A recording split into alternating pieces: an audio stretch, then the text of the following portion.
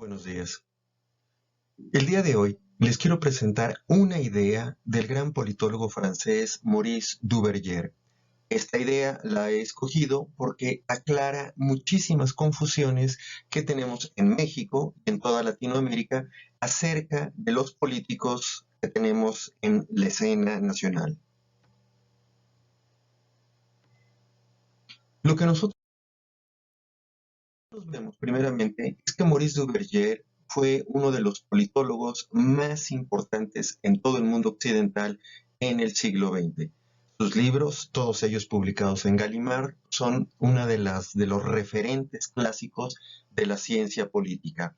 Y, sobre todo en México, hemos visto dos libros fundamentales: Los partidos políticos y La introducción a la ciencia política, que es precisamente de donde retomo la idea del cuadro de Duverger. Duverger, además, fue comandante de la Orden Nacional del Mérito, fue gran oficial de la Legión de Honor y, además, la Orden Franciscana le puso la Orden Franciscana a él como uno de los representantes más importantes del espíritu cristiano.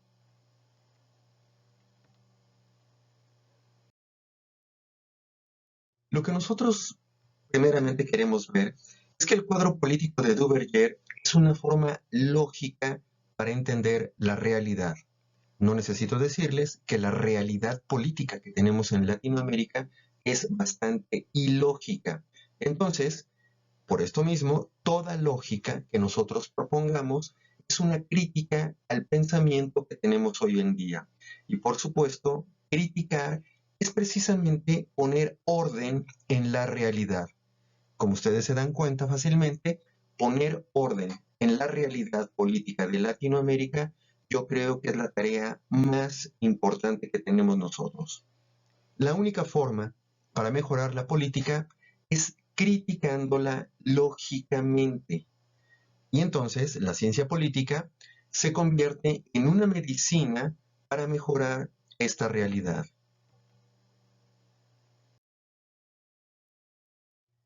Lo que nosotros vemos en toda Latinoamérica es un caos de pensamiento, es un caos ideológico donde no sabemos qué es el socialismo, qué es el comunismo, qué es el fascismo, y además de esto, las cajas de resonancia de los medios de comunicación aumentan la confusión.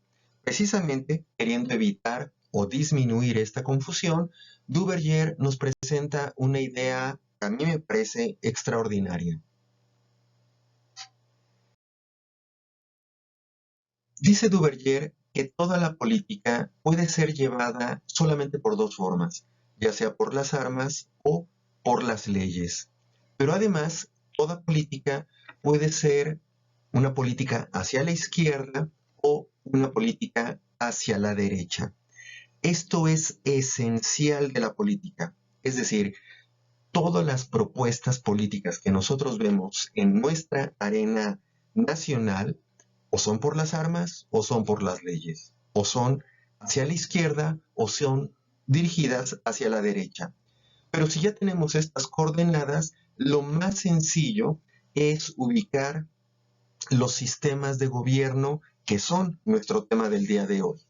Es decir, si las personas son de izquierda, pero quieren llevar sus políticas con las armas, van a ser comunistas. Si son de derecha, pero quieren llevar sus ideas políticas con las armas, van a ser fascistas. Lo que nosotros vemos es que si son de derecha, pero quieren cumplir con las leyes, hombre, van a ser conservadores. Y si son de izquierda, pero quieren cumplir con las leyes, van a ser socialistas. Con estas cuatro coordenadas que nosotros tenemos, queda perfectamente claro, además, la definición de que sea el comunismo, el fascismo, el socialismo o el conservadurismo.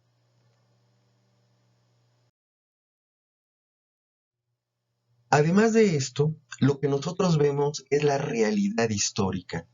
Por supuesto que si las personas son de izquierda y llevan a cabo las armas, sus ideas a través de las armas, pues vamos a encontrar comunistas como Lenin, como Stalin, como Fidel Castro, como Che Guevara. En cambio, si son de derecha, pero igualmente usan las armas, hombre, pues vamos a encontrar a Mussolini, a Hitler, a Franco, a Pinochet y a Videla. Ahora bien, lo que estamos viendo hoy en día en Latinoamérica, por supuesto, es un movimiento hacia el socialismo. Tenemos a Evo Morales, a López Obrador en México, a Alberto Fernández en Argentina y pusimos a Pedro Sánchez aquí en España. Y por supuesto, si nosotros vemos la realidad, vemos que Nayib Bukele en El Salvador, Jair Bolsonaro en Brasil, Guillermo Lazo en Ecuador y puse a Peña Nieto mexicano, son de tendencias conservadoras. Lo que aquí nos importa no es tanto el contenido que nosotros tengamos, sino la claridad de las ideas expresadas por Duverger. Porque si tenemos claridad en las ideas, todo lo demás resulta ser casi autoevidente. Cuando nosotros vemos la realidad del siglo XXI, nos damos cuenta que las ideas políticas que durante el siglo XX se llevaron a cabo a través de las armas ya no funcionan. Es decir, si ustedes quieren llevar a la realidad sus ideas a través de las armas, todos los países y todas las constituciones van a bloquear esta posibilidad. Lo que nosotros vemos es un movimiento de socialistas a conservadores o de conservadores a socialistas, y ese es el movimiento del siglo XXI en términos políticos.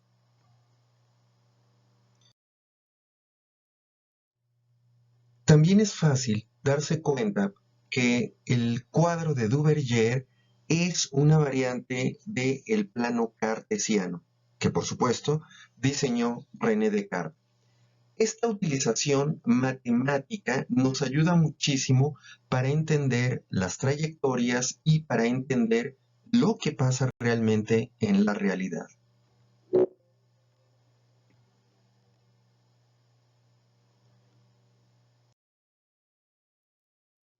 Recordemos brevemente que en el plano cartesiano los cuadrantes se denominan con esta numeración.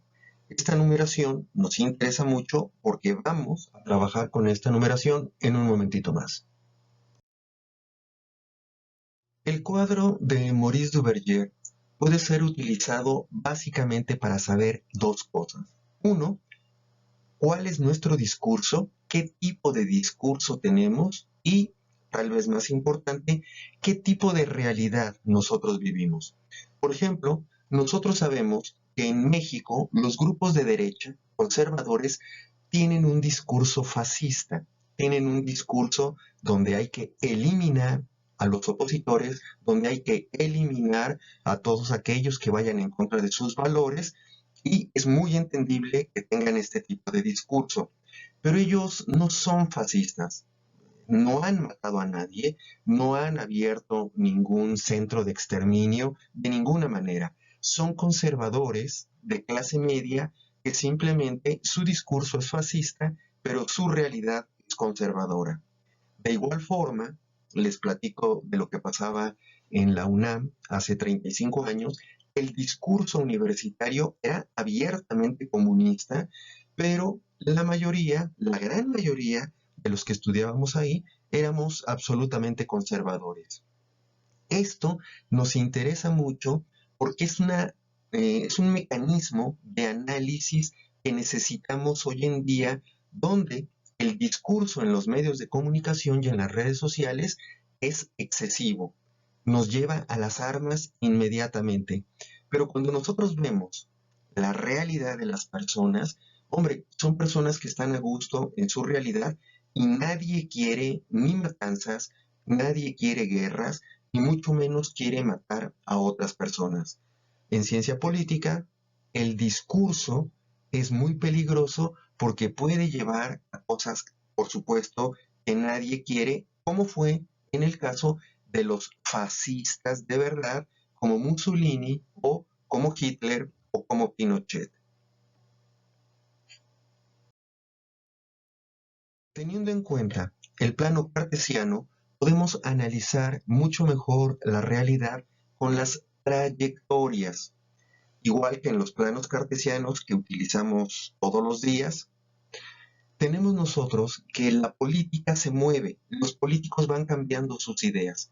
Aquí tenemos una representación gráfica del movimiento de Hitler desde un conservador de clase media, de baja clase media, hasta un fascista que hace Auschwitz-Birkenau, que hace campos de exterminio humano. Por eso la flecha tiende a ir hasta el límite del fascismo.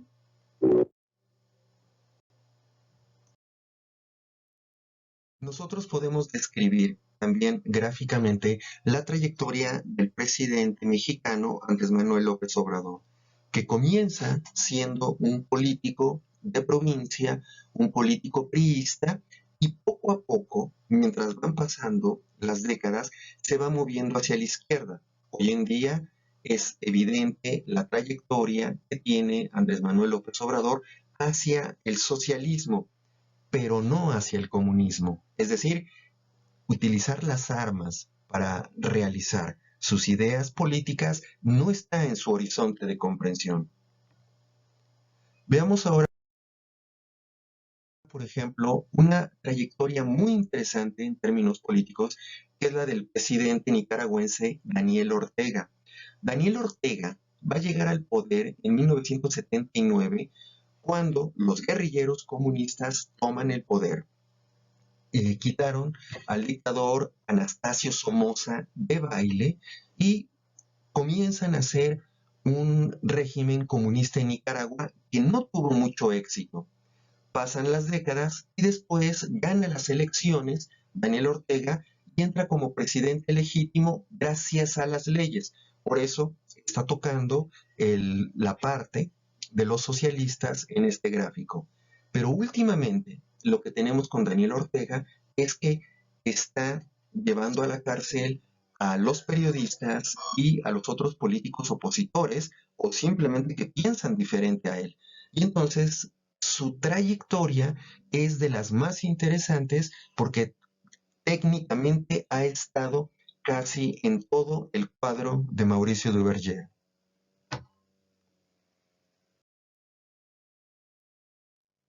Otra de las trayectorias muy importantes para la ciencia política es la trayectoria de Pinochet, que curiosamente comienza en el socialismo porque él era el jefe del ejército de un gobierno socialista, el gobierno de Salvador Allende.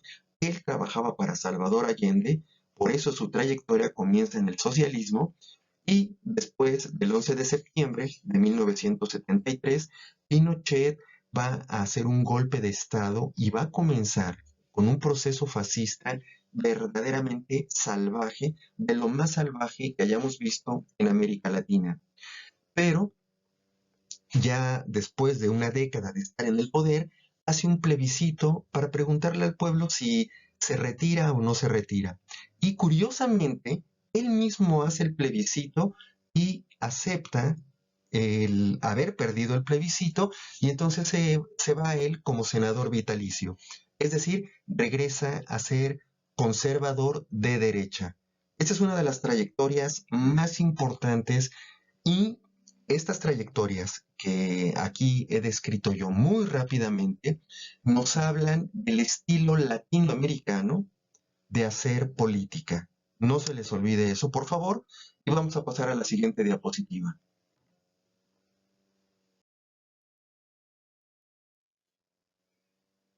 ¿Cómo podemos aplicar el cuadro de Duverger cuando vemos nuestra realidad? Y entonces, lo primero que hay que señalar, obviamente, es que lo que nosotros llamamos política pues, es un concepto demasiado abstracto y, por supuesto, en ciencia política yo sostengo que hay 5 formas de hacer política, ya sea con la patria, con la nación, con el Estado, con el gobierno o con la administración. Y entonces el cuadro de Duverger nos debe servir aquí para ver si una patria puede ser socialista o comunista, si la nación puede ser comunista o socialista, o si solamente el gobierno, el Estado, o si solamente la administración puede ser socialista o comunista. ya van ustedes viendo que no todo se puede llamar comunista o socialista. Para aclarar un poquito más las cosas, vamos aquí a ver la definición de cada uno de estos 5 conceptos que para mí son fundamentales en ciencia política y que por supuesto las personas, los politólogos, no digamos los comentaristas de televisión, no toman en cuenta. En primer lugar, la patria es una idea donde cabe toda la historia, todas las corrientes políticas y, bueno, para Latinoamérica, desde el mundo prehispánico cabe en nuestra idea de patria. En cambio, la idea de nación yo la defino como la población del territorio. Y siguiendo una tradición del siglo XIX, por supuesto que el Estado es la economía. No mi economía, sino la economía de toda la nación. Y entonces este Estado es el punto fundamental en nuestras meditaciones político-económicas. En cambio, el gobierno yo lo defino como todos los partidos representados en las cámaras. Nos gobiernan todos los partidos. Finalmente, yo digo que la administración es solamente el poder ejecutivo. Así como en Estados Unidos tienen esta idea de hablar de Clinton Administration o Trump Administration, yo creo que nosotros deberíamos de poder separar estos 5 conceptos para poner las cosas en orden. Y como ya les había dicho al principio, poner las cosas en orden es una crítica a la realidad y por supuesto es una crítica a el pensamiento político que tenemos en Latinoamérica. Vamos a terminar esta sesión aquí. Les agradezco sus comentarios y aquí les dejo alguna información acerca de mí o incluso las propias diapositivas que están viendo, las pueden ustedes bajar sin ningún problema en el link que está más arriba. Muchas gracias. Hasta luego.